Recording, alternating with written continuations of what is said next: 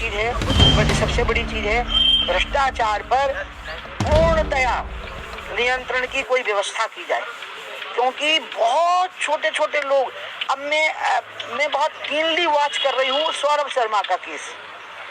सौरभ शर्मा इतना बड़ा भ्रष्टाचार कर ही नहीं सकता है जब तक कि उसके ऊपर बहुत लोग नहीं रहे होंगे, और जब बहुत लोग रहे होंगे तो उनकी बहुत बड़ी हिस्सेदारी रही होगी। अगर सौरभ के पास इतना निकला है तो वो अचानक हश क्यों हो जाता है, सारा मामला बंद क्यों हो जाता है, और एक व्यक्ति तक सीमित होकर के और धीरे धीरे गायब हो जाता है, जैसे हर्षद मेहता का केस हुआ था। तो इसलिए इस मामले में मोहन यादव को बहुत सख्त होना चाहिए, बहुत सख्त होना चाहिए।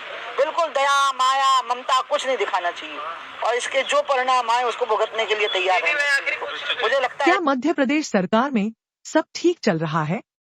अगर हाँ, तो फिर आज अचानक पूर्व सीएम उमा भारती को खुले मन से बोलने की जरूरत क्यों पड़ी? क्यों उन्होंने उज्जैन के किसानों का पक्ष लेते हुए सरकार को नसीहत दे डाली, वो भी प्रेस के सामने? आइए समझते हैं आज की उनकी इस बेबाक बयानी के क्या मायने निकल रहे हैं।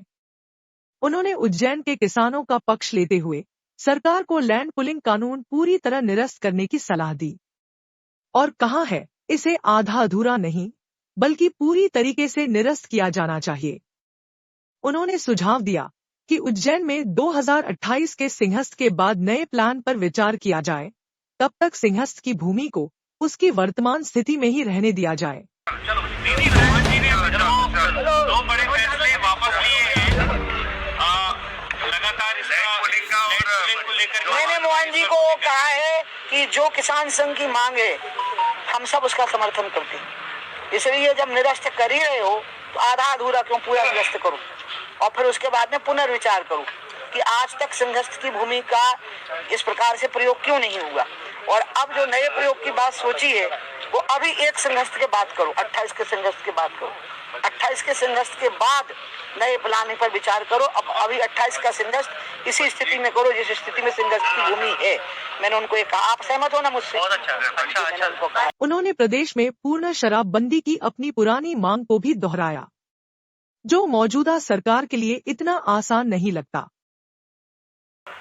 शराब की जो नीति शिवराज जी के समय पर हमने बनाई थी और फिर उनने उसमें थोड़ा और इजाफा किया, कुछ और शहरों को शराब मुक्त करने का, पूर्णतया शराब बिक्री से मुक्त करने का, उसका ठीक से इम्प्लीमेंटेशन हो जाए। और तीसरे बड़ी उन्होंने हिंदू राष्ट्र, गौ और गंगा से जुड़े कार्य, बागेश्वर बाबा की यात्रा, सरकारी सिस्टम में भ्रष्टाचार जैसे मुद्दों का भी जिक्र किया, जिसे वो समय समय पर उठाती रही हैं। मगर ध्यान देने वाली बात है किसानों का मुद्दा, जिससे सरकार पर प्रेशर जरूर बनेगा। पहले ही सरकार लैंड पुलिंग को लेकर बैकफुट पर है, उस पर साध्वी उमा भारती की ये खुली नसीहत और भी भारी पड़ने वाली है, क्योंकि इससे किसान हितैषी सरकार वाली छवि पर नकारात्मक असर पड़ सकता है। ऐसी ही राजनीतिक खबरों के लिए सब्सक्राइब कीजिए हमारा चैनल और वीडियो को शेयर कीजिए। धन्यवाद।